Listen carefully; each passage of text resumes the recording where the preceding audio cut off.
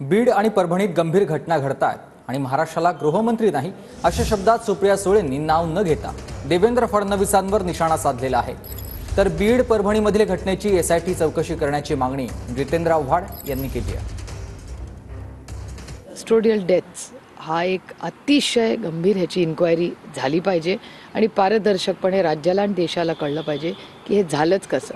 आणि 2-3 घटना या आठवड्यात झाल्यात, म्हणजे बीडमध्ये झालेली घटना किंवा आता ही परभणीची घटना, या दोन्ही घटना राज्याला एक होम मिनिस्टर नाही आहे आणि 3 आठवडे झाले तो सरकार होऊन त्यांना महाराष्ट्राच्या मायबाप जनतेने एवढं मोठं मॅन्डेट दिलं आहे की खरं तर आत्तापर्यंत माझी अपेक्षा होती ते कामाला लागले असते। परभणी आणि बीडच्या जिल्हा जे काही प्रमुख आहेत, पोलीस प्रमुख, यांची ताबडतोब बदली करा। परभणीमध्ये जो मेला आहे जेलमध्ये सूर्यवंशी, त्याला जबाबदार जे पोलीस अधिकारी आहेत त्यांना ताबडतोब सस्पेंड करा।